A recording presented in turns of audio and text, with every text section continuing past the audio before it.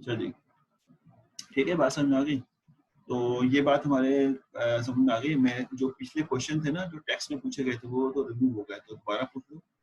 और रिकॉर्डिंग मैंने लगा दी है, तो मुझसे ये पूछ लो जो पीछे टेक्स्ट में मैंने खोलना भूल गया था, मतलब मैं सोचा था भी मैं ओपन करूंगा लेकिन वो टेक्स्ट अब फोल्डर में चला गया, सेव हो गया। तो तुम अगर कोई क्वेश्चन जिन लोगों ने पीछे पूछे थे वो पूछ लो, तो मैं आगे बढ़ूँ। उसके बाद मैं अगर कोई क्वेश्चन है भी तो वो हैंड रेज कर लो, मैं अनम्यूट कर दूंगा उसको। किसी को कोई सवाल पूछना है तो अनम्यूट कर लूंगा मैं, तो क्वेश्चन पूछ लो ताकि मैं आगे बढ़ूँ। फैजान अनम्यूट जी, फैजान अनम्यूट कर दिया मैंने आपको। सर मैं ये पूछ रहा हूँ कि जो हमारा हम एसएससी निकालेंगे तो जो हमारा फाइनल एसएससी होगा उससे ही हम कॉस्ट फंक्शन निकाल लेंगे हमारा, जी जी जी जी जो जी। जी फरहान, बेसिकली जो फाइनल एसएससी होगा ना वही हमारा कॉस्ट फंक्शन भी होगा। अच्छा ठीक है, वही हमारा कॉस्ट फंक्शन सही है। ठीक है, बंद कर दूं? Yes sir, yes sir. अब आ जाओ वसीम भाई। जी वसीम साहब। सर सिर्फ एक ये जो सीरीज है वो खाली कंफर्म करना चाह रहा हूँ। सबसे पहले हम इनिशियल सीड निकालेंगे, इनिशियल सीड निकालने के बाद जो है उसके बाद हर डेटा से हम उसका डिस्टेंस मालूम करके उसकी क्लस्टरिंग करेंगे। जी बिल्कुल। उसके बाद क्लस्टरिंग करने के बाद हम उसको फिर डिस्ट्रीब्यूट कर देंगे क्लस्टर वाइज। फिर उसके बाद फिर एसएससी वाला काम करेंगे। जी जी बिल्कुल ऐसा ही होगा, बिल्कुल सही फरमाया है। मतलब एसएससी हम फाइनल कैलकुलेट कर लेंगे, फिर दोबारा यही प्रोसेस इनिशियल सीट दोबारा सेलेक्ट करके फिर दोबारा नहीं नहीं फाइनल नहीं नहीं एसएससी नहीं नहीं करेंगे। नहीं, ये जुमला गलत हो गया वैसे। दोबारा इनिशियल, ओके अच्छा दोबारा, ये दोबारा इनिशियल सीट नहीं करेंगे। ये दोबारा इनिशियल सीट जब करेंगे, अभी एसएससी फाइनल नहीं हुआ ना, जब एसएससी फाइनल हो जाएगा तो फिर दोबारा, वरना अगर एसएससी फाइनल ओके नहीं हुआ ओके तो फिर हम मीन निकालेंगे। मीन निकाल के सही नया सही। नया सेंट्रॉइड निकालेंगे। उसके बाद नया उसी उसी सिस्टम का एक और एसएससी निकालेंगे, और प्रीवियस वाले एसएससी से माइनस करके देखेंगे थ्रेशोल्ड से कम है या ज्यादा है। फिर उसके बाद दोबारा मीन, और जब एसएससी फाइनल हो जाएगा, जब एसएससी फाइनल हो जाएगा कि हाँ इन दोनों के दरमियान डिस्टेंस जो है वो थ्रेशोल्ड से कम हो गया है, तो फिर हम कहेंगे कि ये इनिशियल सीट के बेसिस पे पहला क्लस्टर बन गया हमारा। सही है ना, सही ये सही। क्लस्टर तय हो गया। उसके बाद फिर हम कहेंगे कि अब हमें नहीं पता कि क्लस्टर बेहतर है या नहीं है, तो फिर हम कहेंगे, फिर हम ये कहेंगे कि अब नया सीट लेके एक नया सिस्टम डिजाइन करते हैं, तो फिर ये प्रोसेस दोबारा करेंगे। समझ आ रही बात है? और कोई क्वेश्चन? अली शेर साहब, अली शेर साहब जी पूछे। अली शेर सर मेरा ये सवाल है कि हमें ये कैसे पता चलेगा कि हम कितनी मर्तबा उसका मतलब डिफरेंट डिफरेंट जगह क्लस्टर करेंगे, ये क्वेश्चन क्लस्टरिंग बिल्कुल करेंगे। जी अली शेर, ये मैं बताने जा रहा हूँ। देखो एक तो स्टैंडर्ड है कि हमें नहीं पता कितनी दफा चलाना है, तो एक स्टैंडर्ड बना लिया जाता है कि कितनी दफा चलाना है। तो सिस्टम ये कहता है normally, it's totally depend on the data set ना, लेकिन फिर भी सिस्टम ये कहता है कि कम अज कम, मिनिमम की बात कर रहा हूँ, कम अज कम 100 दफा रन करना चाहिए उसको। सही है। और ठीक सर है। दूसरा सवाल ये है कि जो हमने इनिशियल सीड ली है, हाँ जो सेंट्रॉइड लिए वो हमने 3 लिए, अब ये हमें कैसे पता चलेगा कि हम हाँ, 3 ले, 4 ले, 5 ये ले, भी मैं आ 6 रहा हूँ, ले? ये भी मैं आ रहा हूँ इस पे, इसके आंसर पे भी मैं आ रहा हूँ। ये तो समझ में आ गया ना कि अगर 3 लेंगे तब भी प्रॉब्लम है। ये नहीं तय हो रहा कि अगर हम ये बात आपको बता भी दें कि डेटा के अंदर 3 क्लस्टर हैं, तब भी प्रॉब्लम है कि सीट कैसे लेंगे, उसके बेसिस पे बेस्ट क्लस्टर कैसे बनेगा। ये एक इशू था, वो हमने रिजॉल्व कर लिया। अब अगला सवाल बिल्कुल वैलिड है जो है, सर कौन ये और एक बताएगा और कि सवाल, कितने कितने क्लस्टर बनने। ये मैं भी आ रहा हूँ। हाँ सवाल पूछो। सर एक सवाल ये था कि जब हम एसईसी निकालते थे तो हम जो डिफरेंट क्लस्टर है, मतलब जो डिफरेंट हमारे पास सेंट्रॉइड है, उससे उसका डिस्टेंस निकालते थे वो पॉइंट का, और फिर सबको प्लस करते थे। अभी भी ये कर रहे हैं, लेकिन बस जुमला ये है, ख्याल रखना इस बात का कि हर डेटा का उसके अपने सेंट्रॉइड से डिस्टेंस निकलेगा। देखो दो चीजें हैं जो कंफ्यूज करती हैं, अगर और भी स्टूडेंट को कंफ्यूजन हो तो सुन लेना। मैंने बार बार बता रहा हूँ कि मैं भी लिख भी देता हूँ यहाँ पे, एसएससी या कॉस्ट फंक्शन बेसिकली है सेम, लेकिन ये कैलकुलेट कब होता है, जब आपके क्लस्टर फाइनलाइज हो जाते हैं। जब क्लस्टर फाइनलाइज हो रहे होते हैं उस वक्त, मैं दोबारा बोल रहा हूँ, जब क्लस्टर फाइनलाइज हो रहे होते हैं उस वक्त एक डेटा तमाम सेंट्रॉइड से डिस्टेंस निकालता है, और जिसके साथ मिनिमम होता है उसको उस क्लस्टर में डाल दिया जाता है, उस डेटा को उस क्लस्टर में डाल दिया जाता है। ठीक है। इस बेसिस पे इनिशियली जब क्लस्टर बना रहे होते हैं तो हर डेटा तमाम सेंट्रॉइड से डिस्टेंस निकालता है। जब क्लस्टर बन जाता है तो हमें ये नहीं पता होता है कि क्लस्टर बेहतर है या नहीं है, तो फिर हम एसएससी कैलकुलेट करते हैं क्लस्टर बनने के बाद।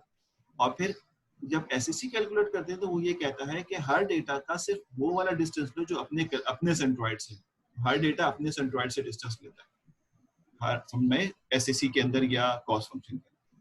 तो मैं इसको भी लिख भी देता हूँ ताकि आपको कंफ्यूजन ना रहे कि whenever you are going to construct the cluster then you will take the distance to each data from all centroid and the minimum distance will be decided होता है कि भाई ये वाला डेटा किस सेंट्रॉइड के साथ या किस क्लस्टर के साथ एसोसिएटेड है। लेकिन एसएससी जो है ना भाई, एसएससी वो बेसिकली आफ्टर क्लस्टरिंग के होता है। लेकिन अभी जो अली शेर साहब ने और आप तमाम लोगों के जहन में है कि ये तो हमें मालूम था कि 3 सेंट्रॉइड हैं तो ये इशू है।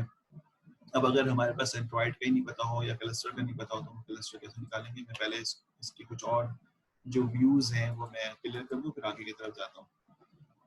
ठीक है, फिर मैं लिख भी दूंगा कि हमें करना क्या है। ये तो मैंने बता दिया आपको। ठीक, लोगों ने डायग्राम से भी समझाया है कि आप पहले डेटा का उसके अपने सेंट्रॉइड से डिस्टेंस लेंगे, जो कि एसएससी भी यही कहता है। ये तो हमारा जनरल फॉर्मूला है के मीन का, जो हम लास्ट क्लास में पढ़ चुके थे। इसके कुछ फायदे हैं जो मैंने लास्ट क्लास में बताया। सिंपल है, easy to understand and to implement. यानी के मीन इसलिए पॉपुलर है कि ये बेसिकली एक आसान तरीका है इम्प्लीमेंटेशन के लिहाज से। ठीक है, उसके बाद सर आफ्टर क्लस्टरिंग हम कॉस फंक्शन ही ले लें अगर इंस्टेड ऑफ, जी एक ही बात है, यानी बिल्कुल ऐसा ही है। अब असल मकसद ये है कि कॉस फंक्शन किसी और मकसद के लिए इस्तेमाल हो रहा है और एसएससी किसी और। एसएससी लोकली डिसाइड करता है, मतलब हम यूज कर रहे हैं एसएससी का वर्ड कर रहे हैं, लोकली डिसाइड करते हैं कि अब हमें क्लस्टरिंग के प्रोसेस को रोक देना है। और कॉस फंक्शन हम इस्तेमाल कर रहे हैं कि जो आपने डिफरेंट सीड से डिफरेंट क्लस्टरिंग हासिल करी है उनमें से किसको पिक करना है। ये एक लोकली डिसाइड करता है और एक ग्लोबली। तो ये यानी मैं अगर इसकी डायग्राम बनाऊं तो मिसाल के तौर पे अगर आपके पास ये एक सिस्टम है, और से देखना, ये एक सिस्टम है, इसके अंदर ये 3 क्लस्टर बन गए। और से सुनिएगा क्या कह रहा हूं। ये एक सिस्टम है, इसके अंदर ये 3 क्लस्टर बन गए। ये 3 क्लस्टर जो फाइनलाइज हुए हैं इसको मैं कहूंगा कि ये एसएससी से फाइनलाइज हुए हैं। समझ आ रही बात है? ये एसएससी के थ्रू फाइनलाइज हुए। लेकिन जब ये फाइनलाइज हो गए तो ग्लोबली ये जो है ये इसका एक कॉस्ट फंक्शन कैलकुलेट कर लिया गया, जो कि बेसिकली फाइनल एसएससी से ही कैलकुलेट किया होगा। लेकिन हम क्यों कहें कि ये कोई अलग चीज, मतलब बार बार ये क्यों कहें कि ये एसएससी है? बस एक कॉस्ट फंक्शन कैलकुलेट कैसे करें तो मैंने, क्योंकि फॉर्मूला देखते हुए हमने डिसाइड कर लिया कि both of them are same. क्योंकि एसएससी जो कैलकुलेट होता है वो अपने सेंट्रॉइड का तमाम डेटा से डिस्टेंस कैलकुलेट किया, इस सेंट्रॉइड का भी तमाम डेटा से डिस्टेंस कैलकुलेट किया, इस सेंट्रॉइड का भी तमाम डेटा से डिस्टेंस कैलकुलेट किया। उसके बाद इनके डिस्टेंसेस आपस में सम कर लिए। ठीक है, तो एसएससी कैलकुलेट हो गया और हमने तय कर लिया कि इस एसएससी के बेसिस पे जो भी एसएससी आपने जितनी दफा भी कैलकुलेट किया होगा, एसएससी 1, एसएससी 2, एसएससी 3 और एसएससी एन तक आप गए होंगे, तो इस बेसिस पे आपने एक सिस्टम का क्लस्टर तय कर लिया जो डेटा दिया, और इस बेसिस पे आपने J1 भी तय कर लिया कि इस सिस्टम का जो कॉस्ट फंक्शन है वो ये है। आप तसल्ली नहीं हुई, आपने कहा कि भाई मैं ऐसा करता हूँ कि मैं इसी डेटा के ऊपर एक और सीड लेके सॉल्व करता हूँ।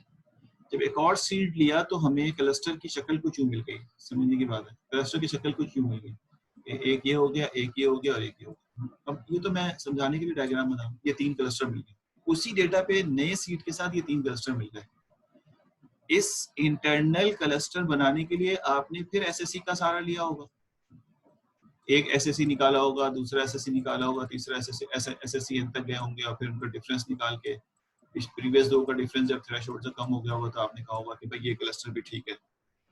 यानी यहाँ पे अगर ये इसका क्लस्टर पॉइंट है तो इसके अपने डेटा से सारा रिजल्ट निकाला होगा आपने, फिर इसके अगर ये है तो इसका रिजल्ट निकाला होगा, फिर ये है तो इसका रिजल्ट निकाला होगा। समझ में आ रही है? तो ये तो हमने करके ऐसा, लेकिन इसका जो फाइनल रिजल्ट आया होगा ग्लोबली, आपने कहा कि ये J2 है। समझ आ रही है? सिमिलर J2 को ना, इसका जो फाइनल एसएससी जो आया होगा बेसिकली उसी को हम J2 कह रहे हैं, लेकिन हमने J2 कैलकुलेट कर लिया मेरे हिसाब से, हमने कहा J2। सिमिलरली J3 उसी डेटा के ऊपर अप्लाई कर रहे हैं, मोस्ट प्रोबेबली आपके पास अगला क्लस्टर जो है वो यूं आ गया, प्रॉब्ली यूं आ गया। आपने कहा इसको भी इस क्लस्टर को भी अचीव करने के लिए you have done basically SSC internally, बड़ी बुरी writing internally SSE1 and so on, and you have got basically this type of the cluster। इनके distances निकाल लिया आपने, इसके भी distances निकाल लिया आपने, right? इसके भी distances निकाल लिए, but you have finalized कि जो फाइनल हो गया हमारा, तो हमने इसका J3 निकाल लिया, ये J3 and then so on to JN। Clear हो गई बात ये? JN तक आपने। अब आप कहेंगे कि भाई ये जो इतने सारे आपने बनाए हैं, इसमें से कौन सा क्लस्टर मैं पिक करूं? डिफरेंट सीट पे डिफरेंट क्लस्टर जो है वो आपने बनाए, तो कौन से मैं बेसिकली क्लस्टर जो है वो पिक करूं? तो आप कहते हैं कि भाई देखो, इस सूरत हाल में ये होता है कि मीन कैलकुलेट करते हैं और मीन लेते हैं J1, ठीक है, J2 and so on to JN के दरमियान। इसमें से जो भी आपको मिनिमम डिस्टेंस देता है, that would be the best clustered as per your given data. जो भी मीन होगा वो आपके पास जो है बेस्ट होगा। ये बात मेरे ख्याल में क्लियर हो गई डायग्राम से काफी हद तक, ठीक है। तो ये बेसिकली बेस्ट क्लस्टर होगा। ये इसको करने की एक वजह ये भी होती है, इसको करने की एक वजह ये भी होती है कि आप लोकल मिनिमम से जो है वो बचना चाहते हैं, ठीक है, लोकल मिनिमम से जो है वो बचना चाहते हैं। लोकल मिनिमम का कंडीशन में यहाँ बताना भूल गया था, अगर मैं यहाँ पर आऊँ तो लोकल मिनिमा जो है वो ये होता है कि अगर किसी ने, लोकल मिनिमा का वर्ड जो यूज होता है, अगर किसी ने यहाँ पर ये वाली सीट्स पिक कर ली, ये वाली सीट्स पिक कर ली, ठीक है, और उसके बाद क्लस्टर बनाया, तो ये जो एक ही क्लस्टर के एक ही डेटा सेट जो कि एक क्लस्टर होना चाहिए था, हमें तो नजर नहीं आ रहा लेकिन साइंटिफिकली ये एक ही क्लस्टर था, ठीक है। इसके अंदर अगर दो क्लस्टर बन जाए तो this is called basically local minimum, ठीक है। ये चीज खत्म करने के लिए बेसिकली जे फंक्शन कैलकुलेट किया जाता है और डिफरेंट निकाला जाता है। लोकल मिनिमा का जे हमेशा ज्यादा होगा एक्चुअल रिजल्ट से, जो एक्चुअल क्लस्टर, तो इसलिए इसको हमें रिमूव करने के लिए कि ये खत्म हो जाए, तो हम इसके बहुत सारे जे निकालते हैं लोकल में। अभी आगे शायद आ जाएगा, इसकी डेफिनेशन भी मुझे याद नहीं थी, मैंने यहाँ बता दिया। तो मेरा ख्याल क्लियर हो गया ना तुम लोगों को। अब आगे जाकर कह रहे एफिशिएंट है, इसकी टाइम कॉम्प्लेक्सिटी जो है TKN है। N is number of data point, K is the number of cluster, K यानी कितने क्लस्टर बनाने, ठीक है, और T is the number of iteration, कितनी इटरेशन होंगी इसकी, यानी उस क्लस्टर को अचीव करने के लिए कितनी, जेनिंग SSE, कितने SSE कैलकुलेट करने पड़ेंगे, ये दोनों इस पे डिपेंडेंट करता है। कहते हैं सिंस K क्लस्टर, जब आप प्रोग्राम रन करते हैं तो K तो कांस्टेंट हो जाता है कि आप कह देते हैं कि मुझे तीन क्लस्टर बनाने, ठीक है। T आर स्मॉल, यानी इसकी इटरेशन बहुत ज्यादा नहीं होती, 10, 15, 20 के बाद तय हो जाता है कि भाई आपका क्लस्टर, क्योंकि जब भी आप SSE कैलकुलेट करते हैं तो इज नॉट बेसिकली 200, क्योंकि सीट तो तय हो चुका है, 3 है 4 है जो भी सीट है, इसके बाद इसकी थोड़ी मूवमेंट होती है, वो मूवमेंट SSE के थ्रू कैलकुलेट होती है, तो वो भी ज्यादा नहीं होती।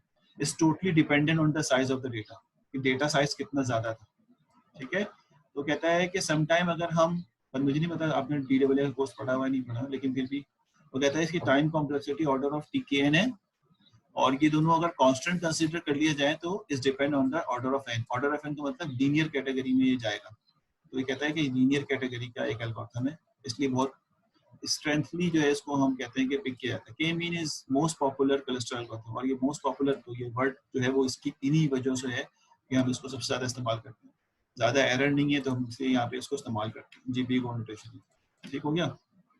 अच्छा जी, अब ये तो इसकी इंपॉर्टेंस हो गई। अब अगर हम देखें कि वीकनेसेस क्या है, तो ये बेसिकली बहुत सेंसिटिव है। कहता है the algorithm is not applicable if the mean is defined, ठीक है, इज ओनली, सॉरी नॉट नहीं लिखा, is only applicable is mean is defined, यानी अगर डेटा में अगर मीन निकालना पॉसिबल हुआ तो फिर तो ये सही है, लेकिन अगर डेटा ही कैटेगोरिकल हुआ, यानी जो एट्रीब्यूट्स दिए हुए वही कैटेगोरिकल हुए, तो फिर क्या होगा। मैं टारगेट वैल्यू की बात नहीं कर रहा, यानी ये डेटा दिया हुआ है आपको और ये इसका एट्रीब्यूट नंबर A1 है, गौर से देखिएगा, ये A1 है, ये एट्रीब्यूट नंबर A2 है, ये एट्रीब्यूट नंबर A3 है, ठीक है। टारगेट वैल्यू की बात नहीं कर रहा मैं, एट्रीब्यूट की बात कर रहा हूँ।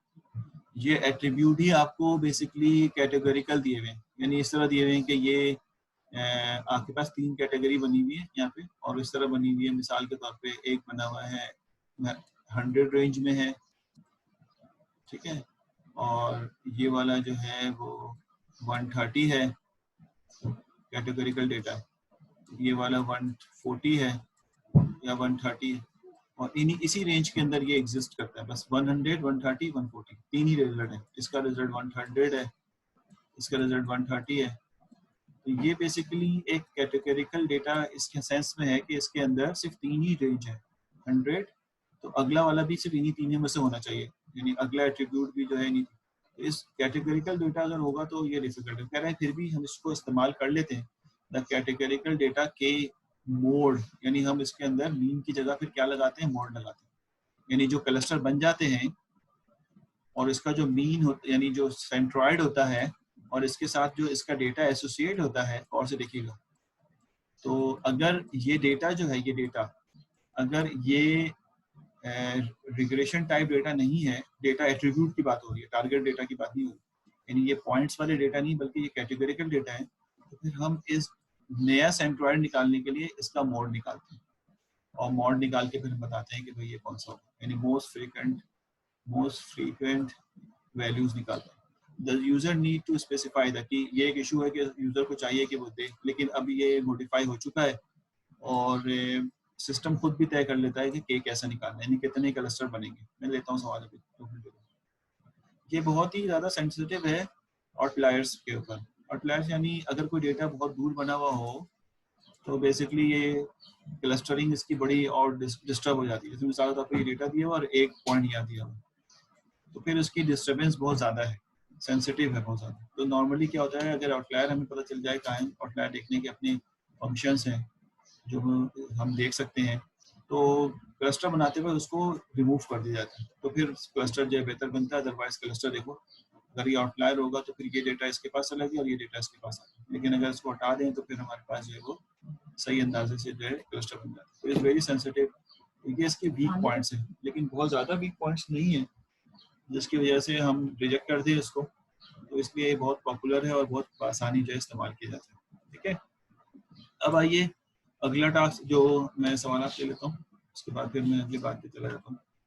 Sir, movement of the cluster means पर बेस कर, जी मूवमेंट ऑफ द क्लस्टर जो है मीन पे बेस करता है, और अगर वो कैटेगरिकल डेटा है तो मॉड पे करेगा। मॉड यानी आप कैटेगरिकल डेटा में मॉड निकालते हैं इसको, ठीक है, मॉड निकाल के फिर आप उसको जो है सॉल्व करते हैं अगर डेटा कैटेगरिकल है तो।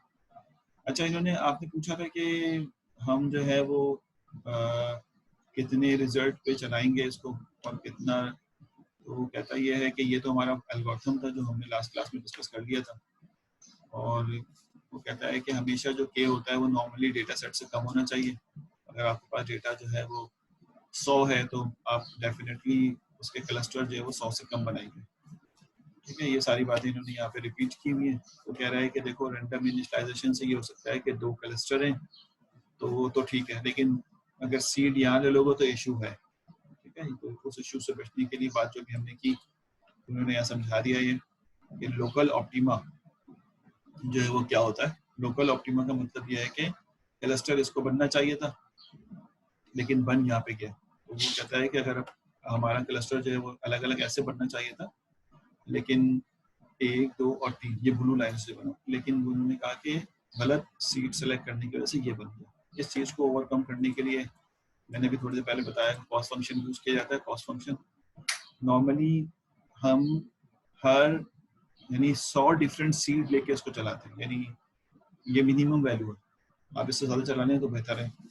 ये कहता है कि फॉर i is equal to 1 to 100 ये एक मतलब सजेशन है, यानी आप 100 दफ़ा नए सीड लेंगे और हर दफ़ा नया क्लस्टर बना के फिर आगे, और उसके बाद फिर जितने भी कॉस्ट फंक्शन कैलकुलेट होंगे उसमें से लोवेस्ट कॉस्ट फंक्शन आप पिक कर लेंगे। जो भी कॉस्ट फंक्शन आप कैलकुलेट करेंगे, यानी अगर आपने 1 से 100 तक चलाया है तो 100 कॉस्ट फंक्शन बन जाएंगे, उनमें से जो मिनिमम होगा पिक कर लेंगे, और अगर आप ज़्यादा चलाना चाहते हैं तो ज़्यादा चला लें। ठीक है, ये तो बात हमारी हो गई कि अगर हमें क्लस्टर मालूम है तो हम बेस्ट क्लस्टर पिक कर सकते हैं। और अगर क्लस्टर ही नहीं मालूम कि कितने तो फिर हम पहले ये तय करेंगे कि how many cluster are there, पहले ये तय होगा, उसके बाद फिर बेस्ट क्लस्टर तय होगा। अगर मिसाल तो हमें पता ही नहीं कि डेटा उसमें 5 क्लस्टर है, 10 क्लस्टर है, how many clusters are there, so first we will get the basically value of 10 automatically. हम वो बेसिकली क्लस्टर जो है वो के तादाद ऑटोमेटिकली निकालेंगे जो आप के प्रोवाइड कर रहे थे, फिर वो के प्रोवाइड करेंगे सिस्टम को, तो फिर वो ये चलाएगा। तो 3 स्टेप प्रोसेस रहेंगे। पहले आप क्लस्टर के तादाद निकालेंगे, फिर उसके बाद आप बेहतर क्लस्टर के लिए उसको 100 दफा चलाएंगे, और फिर इंटरनली एसएससी मालूम करेंगे। इज अ ह्यूज प्रोग्राम अगर तीनों को सामने रखा जाए। 3-4 सवाल पूछे, पिक द रैंडम इंटीजर आए, तो उसको हम आगे देखते हैं। बेस्ट रिस्पॉन्स करना है इसको, मैं समझा दूं फिर इसको देखते हैं। कहता है कि नंबर ऑफ क्लस्टर कैसे चूज करेंगे, कि how you will basically select the number of cluster. यानी अगर मैं कहता हूँ कि क्लस्टर हमें तय करना है, तो वो हम कैसे तय करेंगे कि क्लस्टर जो है वो कितने होने चाहिए। तो कहता है इसके लिए जो एल्गोरिथम है वो एल्बो एल्गोरिथम कहलाता है। ठीक है, एल्बो एल्गोरिथम क्या है, अब ये समझना कि ये अभी हम बेसिकली हमें नहीं पता कितने क्लस्टर बनाने। आपको एक डेटा दिया हुआ है और वी डोंट नो कि how many clusters are inside. ये डेटा दिया हुआ है हमें नहीं पता कि इसके अंदर कितने क्लस्टर होंगे। तो हम अपनी अजम्पशन शुरू करेंगे और कहेंगे कि पहले ये सोच लेते हैं कि इसके अंदर एक क्लस्टर होगा। ठीक है, पहले ये सोच लेते हैं इसके अंदर एक क्लस्टर होगा, और उस एक क्लस्टर के बेसिस के ऊपर हम इसके ऊपर वर्क करना शुरू कर देंगे। ठीक है, तो वो कहता है कि पहले ये अजम्पशन है कि एक क्लस्टर होगा, और में क्या कहना, यानी एक क्लस्टर होगा। एक क्लस्टर का मतलब है कि डेटा एक ही है, ठीक? और उस एक क्लस्टर के बेसिस के ऊपर हम कॉस्ट फंक्शन निकाल लेंगे। यानी एक ही क्लस्टर है डेटा का और हम कॉस्ट फंक्शन निकालेंगे। समझ में आई बात है जी? बात फिर हम ये सोचेंगे कि इसके अंदर 2 क्लस्टर हैं। जब हम इसके अंदर ये सोचेंगे कि 2 क्लस्टर हैं, अभी हमें नहीं पता कि अभी हम निकाल रहे क्या है, इशू क्या है कि कितने क्लस्टर एग्जिस्ट करते हैं। हम अगर एज्यूम करेंगे 2 क्लस्टर हैं, तो 2 क्लस्टर के बेसिस पे हम इसको वर्क करेंगे। सारा काम वैसे ही कर रहे होंगे जैसे हम पीछे अब ये एज्यूम करेंगे 2 क्लस्टर हैं, और 2 क्लस्टर होने पे बेसिस पे फाइनली इसका कॉस्ट फंक्शन निकाल लेंगे। ठीक है, और उसके बाद फिर ये एज्यूम करेंगे कि इसमें 3 क्लस्टर हैं, और जब 3 क्लस्टर को हम एज्यूम करके चलाएंगे इसके अंदर, तो ये जो 3 क्लस्टर की सिलेक्शन भी अपने प्रीवियस मेथड से ही होगी, और फिर जो फाइनल होगा उसको हम कह देंगे ये 3rd क्लस्टर है। और उसी तरह से हम इसके क्लस्टर जो निकालते रहेंगे, और ये जो जे निकल रहा है, अब ये जो जे कैलकुलेट हो रहा है वो इनके क्लस्टर की वेरिएशन के साथ होगा। पहले तो सेम क्लस्टर के ऊपर रहते हुए, अब क्लस्टर की वेरिएशन के साथ कर रहे हैं, जे एन निकाल लेंगे। यानी आपके पास एन क्लस्टर्स हैं, आपके पास एन क्लस्टर्स हैं, वो जो भी आप तय करें। कह रहे हैं फिर इसको हम ड्रॉ कर लेंगे इस कॉस्ट फंक्शन को। तो कह रहे हैं देखें, जब ड्रॉ करेंगे कि क्लस्टर नंबर 1 है, देखिए नंबर ऑफ क्लस्टर है, और यहाँ पे नंबर ऑफ कॉस्ट फंक्शन है। ठीक है, ये आप कहेंगे कि अगर पहला क्लस्टर है तो इसका कॉस्ट फंक्शन जो है वो ये कैलकुलेट हो गया है, ये पहला क्लस्टर, क्योंकि एक क्लस्टर है उसमें क्लस्टर एग्जिस्ट करते थे, हमने फिर भी कहा एक है। फिर 2 क्लस्टर के बेसिस पे ये रिजल्ट आ गया, 3 क्लस्टर के बेसिस पे ये रिजल्ट आ गया, ठीक है, 4 क्लस्टर के बेसिस पे ये रिजल्ट आ गया। ठीक हो रहा है, आस्ते आस्ते ये चीज जो है ग्रेजुअली कांस्टेंट होती जा रही है। क्यों? क्योंकि अगर आप 4 और 5 क्लस्टर, मतलब मैं एज्यूम कर रहा हूँ इस डायग्राम में, यानी आस्ते आस्ते कांस्टेंट, यानी अगर आपके पास एक्चुअल में उसके अंदर 7 क्लस्टर हैं और आप उसको 9, 10, 11 के पास लेके जाओगे, तो कॉस्ट फंक्शन में कम जो है वो कांस्टेंट होना शुरू हो जाएगा। समझे? कॉस्ट, और एक जर्क जो है बीच में लगता है, जो बेसिकली एल्बो बना रहा होता है। ये मतलब बाय डिफॉल्ट है कि जब आप इस तरह कैलकुलेट करेंगे तो एक जर्क या इस तरह से स्मूथली, या एक जर्क जो है वो इसके अंदर आएगा जो एल्बो जो है वो बना रहा होता है। और इस बेसिस पे आप जब देखते हैं कि हमारा कॉस्ट फंक्शन, और से देखना, कांस्टेंट होना शुरू हो गया है, इस जगह पे कांस्टेंट नहीं है, ग्रेजुअली डाउन हो रहा है कॉस्ट फंक्शन। लेकिन जिस जगह पे आप ये तय करते हैं कि ये आस्ते आस्ते जो है वो डाउन होना शुरू हो गया है, तो फिर आप कहते हैं कि भाई मिसाल के तौर पे आगे 9 पे जाके ये कांस्टेंट हो गया, बिल्कुल कांस्टेंट हो गया, तब कहेंगे कि इसके अंदर 9 क्लस्टर एग्जिस्ट करते हैं इस डेटा के अंदर। तो फिर आप 9 के लिए वर्क करेंगे, और 9 में जो बेस्ट क्लस्टर होगा वो आप उठा के जो है उसको दे देंगे। इस तरह से basically elbow function is the most popular function for finding the number of cluster, कि आप जो है वो किस तरह क्लस्टर जो है वो तय करेंगे, ठीक है। तो इस एल्बो के बेसिस पे क्लस्टर की तादाद जो है वो तय हो जाती है और आप बता देते हैं कि क्लस्टर जो है वो कितने एग्जिस्ट करते हैं। मैं यहाँ पर रोक के सवाल लेता हूँ ताकि मैं इसकी एग्जाम्पल करा सकूँ, और आपसे पूछ लेता हूँ कि कोई बात पूछनी तो हैंड रेस करके पूछ लो, सवाल सॉल्व कर लेना, क्योंकि पता नहीं किस किस्म के सवाल बनेंगे एग्जाम में, तो आप परेशान ना करें बाद में। अगर कोई सवाल पूछना है तो हैंड रेस करके। अली शेर साहब को पूछने कर देते हैं। जी अली शेर बोले। सर मेरा ये सवाल था, आपने इनिशियल एक क्लस्टर लिया, फिर 2 क्लस्टर लिया, जो हमने एक क्लस्टर लिया था उसका हमने जो कॉस्ट फंक्शन लिया होगा वो डिफरेंट पॉइंट पे जगह के निकाल के करा होगा ना, जो मिनिमम होगा वो हम लेंगे दर ग्राफ बनाते वक्त। जी जी बिल्कुल, ठीक है ठीक है। और सर दूसरी बात ये थी कि जब हम मीन निकालते हैं तो मीन हम जब एसएससी के लिए मीन निकालते हैं तो हम किस चीज का मीन निकालते हैं, उस पॉइंट से? जी जी, जो हमारा मैं बताता हूँ, जो डेटा स्पेसिफिक क्लस्टर में आ गया है ना, उन तमाम डेटा का मीन निकालते हैं। और अगर अभी थोड़ी सी कंफ्यूजन है तो 5 मिनट नोट दे दो, अभी मैं एग्जांपल कराने जा रहा हूँ तो आपको समझ आ जाएगा। ठीक है। और कोई बात किसी को पूछना है? क्या कहते हैं कोई? 9 में से बेस्ट क्लस्टर क्या चूज करेंगे? 9 में से बेस्ट क्लस्टर चूज करेंगे कि आप वैसे तो जैसे अली शेर ने पूछा कि हम तो अपने सारे प्रोसेस से गुजर गए, तो इसका मतलब है कि उसके अंदर 9 क्लस्टर ही होंगे, और फिर उसके बाद जो प्रोसीजर आपने करना है तो 9 क्लस्टर के बेसिस पे आप करेंगे कि इसके अंदर 9 टारगेट क्लासेस हैं। 9 क्लस्टर का मतलब होता है इसके अंदर 9 टारगेट क्लासेस हैं, तो अब आगे आपका आंसर जो होगा वो 9 टारगेट क्लासेस के बेसिस पे होगा, ठीक है। अच्छा जी, मैं इसके एग्जाम्पल की तरफ जाता हूँ। कोई और बात पूछनी? अच्छा देखो, इसमें मैंने एक एग्जाम्पल सॉल्व की है ताकि एग्जाम में भी आपको आसानी हो और आप खुद भी सॉल्व कर सकते हो। तो कहता है ये है कि एग्जाम्पल ऑफ द के मीन एल्गोरिथम। हमने अज्यूम किया कि ये मेरे पास डेटा है और हमें नहीं पता कि इस देखो ये एक्स वाई का मतलब है ये x1 है और ये y1 डेटा सेट पॉइंट है, यानी इस वक्त 2 एट्रीब्यूट्स हैं इसके, समझ रहे हो ना, 2 एट्रीब्यूट्स हैं, ये ना समझना कि टारगेट वैल्यू, ये 2 एट्रीब्यूट्स के बेसिस पे वर्क कर रहे हैं।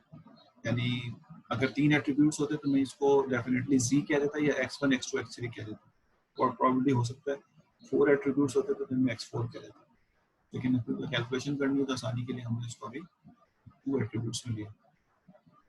कहते हैं initially it is required to set how many clusters are there. अभी तो हमें ये पता नहीं है कि इसमें कितने क्लस्टर हैं, मैं एल्बो फंक्शन यूज करूं इस वक्त काफी डिफिकल्ट हो जाएगा। वो हम कर सकते हैं, हमें आइडिया तो हो गया, लेकिन वो कह रहा है और यूजर से इनपुट करें, यानी initially it is required to set how many clusters are, हमें नहीं पता कितने क्लस्टर्स, तो you have to run the elbow function.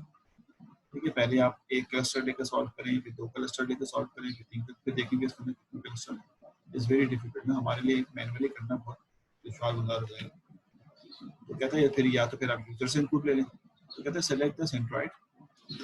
इस वक्त हम जो काम करेंगे वो यूजर इनपुट पे करेंगे, ठीक है। यूजर इनपुट दे देगा इतने क्लस्टर बना, एग्जाम में भी ऐसे आएगा।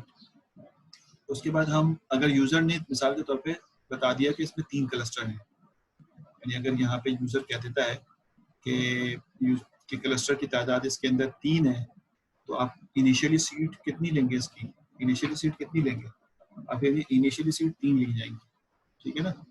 अब वो कहाँ ली जाएंगी ये भी रैंडम होगा, तो उसको भी हमने, इसका भी सोल्यूशन हमने ढूंढ लिया है, बट अभी हम उसको भी रन नहीं कर रहे कि आप पहले जो सीड ले रहे हैं उसके बेसिस पे रन करें, फिर नए सीड लें, फिर नए सीड लें, फिर उसको पहले हम इनिशियल सीड जो लेंगे पहला सीड, उसके बेसिस पे उसको रन कर रहे हैं। तो इसने कहा कि select the centroid as given by the user otherwise run elbow algorithm. अगर यूजर ने दे दिया है तो सही है, वरना आप कौन सा एल्गोरिथम रन करेंगे, elbow for finding the number of cluster. Here यहाँ पर इस केस में जो हमारा केस है वो ये है कि है these are the 3 centroids, यहाँ पर हमारे केस में 3 centroids हैं, ठीक है। तो वो सेंट्रॉइड जो हैं बेसिकली आपकी मर्जी से सिलेक्ट होंगे, वो तो इनिशियल सीट तो वैसे भी अपनी मर्जी से सिलेक्ट। तो आपने कहा पहला जो है वो डेटा से ले लिया 2 10 ले लिया आपने, दूसरा जो है वो 5 8 ले लिया, और तीसरा जो है 1 2 ले लिया। ये 3 सीट्स हमने ले ली, इनिशियल सीट्स। अब हमने इन 3 सीट्स के बेसिस पे, अच्छा ये सीट्स जो होती हैं, जब हम डेटा कहते हैं तो ये डेटा भी होता है और ये सीट्स भी होती हैं। सीट्स से मुराद सेंट्रॉइड भी होता है, और जब डेटा के पास जाते हैं तो ये डेटा भी होता है, तो डिस्टेंस भी कैलकुलेट होता है इसका। तो इसका मतलब है कि हमने, मुझे नहीं पता, मैं ऐसी अपनी मर्जी से लिख रहा हूँ कि पहला, ठीक है, और दूसरा और तीसरा, कुछ इस तरह से 3 सेंट्रॉइड आपने पिक कर लिए, एक अंदाज से लिखा मैंने, यानी 2,10 हो गया, फिर 5,8, थोड़ा सा और पढ़ना चाहिए, चलो कोई बात नहीं, 5,8 ये तय हो गया, और उसके बाद तीसरा जो है वो 1,2, 3 सेंटर हमने इस तरह तय कर। अब हमें इनके क्रॉस में ये बताना है कि कौन सा जो है वो इसके अंडर सुपरविजन में डेटा आएगा, कौन सा डेटा इसका, कौन सा डेटा अंडर सुपरविजन में इसका। ओके, बहुत ज़्यादा डेटा नहीं है, क्योंकि 3 सीट के बाद बचेगा कितना, 5 डेटा बचेंगे, क्योंकि ये सीट अगर खुद अपना डेटा कहलाएगा तो ये वाला डेटा तो इसी के अंदर होगा ना, क्योंकि ये खुद अपने आप है। 5,8 भी अपने आप नहीं होगा, और 1,2 भी अपने आप में, तो बचे कितने, 5 ही डेटा बचे मुझे, कोई खास डेटा तो है नहीं, लेकिन फिर भी हम इसकी मूवमेंट देखते हैं कि किस तरह वर्क करेगा। क्या करोगे भाई, सबसे पहले डिस्टेंसेस निकालोगे, और डिस्टेंसेस निकालने के बाद तय करोगे कि कौन सा डेटा किस सेंट्रॉइड के साथ एसोसिएटेड है। तो मैंने यहाँ पे एक टेबल बना दिया, ये सारे के सारे डेटा पॉइंट है, ठीक है, ये जो हमारे पास है, ये हमारे पास सेंट्रॉइड के पॉइंट्स हैं, ठीक है, ये सारे के सारे सेंट्रॉइड पॉइंट है, और यहाँ पर हर सेंट्रॉइड का जो है वो डिस्टेंस यहाँ पर कैलकुलेट होगा, यानी इस सेंट्रॉइड का xi के साथ डिस्टेंस μ1 का, इस सेंट्रॉइड का, तो ये सारे डिस्टेंस कैलकुलेट करके मैंने, डिस्टेंस किससे निकाला, मैंने यूक्लिडियन डिस्टेंस से निकाला। तो मैं 2,10 का 2,10 से डिस्टेंस निकालूंगा तो 0 आ जाएगा, 2,5 का 2,10 से डिस्टेंस निकालूंगा तो 5 आ जाएगा, 8,4 का 2,10 से डिस्टेंस निकालूंगा तो 12 आ जाएगा, एंड सो ऑन। समझ में आया? सिमिलरली अगर मैं 2,10 का 5,8 से डिस्टेंस निकालूंगा तो ये सारा आ जाएगा, इसी तरह से 2,5 से सब करें, और ये सारे के सारे डिस्टेंस आ गए।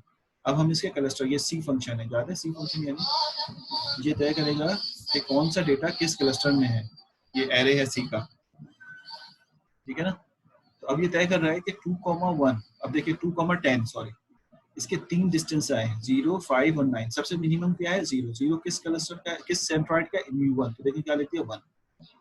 फिर हमने कहा 2,5, 2,5 के 3 डिस्टेंस आए, 5, 6, 4। सबसे मिनिमम कौन सा है, 4, किस वाले सेंट्रॉइड का, 3 का, तो हमने लिख दिया 3, सही ना। डेटा नंबर 2, बिल्कुल ऐसे ही जो एरे चल रहा था, सी वाला फंक्शन जो पीछे हम चला रहे थे, तो 2 जो है वो 3 में। फिर हमने कहा ये डिस्टेंस जो है वो इसका 3 डिस्टेंस है, 12, 7 और 9। सबसे मिनिमम 7 किसका है, 2 का, तो हमने लिख दिया 2। फिर 5,8, 0 सबसे मिनिमम है तो 2। फिर 7,5 सबसे मिनिमम 5 है, तो हमने कहा 2। समझ में आ रहा है? इस तरह से हमने सारे क्लस्टर के जो हैं वो ये तय कर दिए। ये क्या है, ये हमने तय कर लिया कौन सा किस क्लस्टर का। ये क्लस्टर के नंबर्स हैं, क्लस्टर नंबर 1 और सेंट्रॉइड के नंबर है, यानी centroid number 1, centroid number 3, centroid number 3, क्योंकि हमने दिया था 3 ही क्लस्टर बन गया इसके अंदर। आप चाहे तो बना सकते हैं, मैंने इसको एरे फॉर्मेट में बना दिया है। क्लस्टर 1 में 1 डेटा है, क्लस्टर 2 में 5 डेटा है, और क्लस्टर 3 में 2 डेटा। ये बेसिकली ऐसा ही है जैसे हम ग्राफिकली यू देख रहे थे ना, कि क्लस्टर 1 में 1 ही डेटा है और वो खुद ही रह गया, यानी जो सेंट्रॉइड था वही डेटा है। क्लस्टर 2 के अंदर 3 डेटा है इसके अंदर, ठीक है, क्लस्टर 2 में 3 डेटा, तो सॉरी 5 डेटा है, क्लस्टर 3 में 2 डेटा है। ये इस तरह की डायग्राम मैंने यहाँ पे ये बना दी। तो ये हमारे पास आ गया। उसके बाद आगे बढ़े, यहाँ पे ये रेड वाली लाइन मैंने क्यों बनाई है, ये बेसिकली डिस्टेंस है एसएससी कैलकुलेट करने के लिए, डिस्टेंस विद सिलेक्टेड क्लस्टर। यानी हमारे पास इस वक्त क्लस्टर नंबर, यानी डेटा नंबर 2 जो है, डेटा नंबर 1 जो है वो क्लस्टर नंबर 1 के आते में आया, यानी इसके पास गया है। इसका डिस्टेंस कितना है, 0। डेटा नंबर 2 जो है ये मैंने अपनी आसानी के लिए किया था, आप ना करें।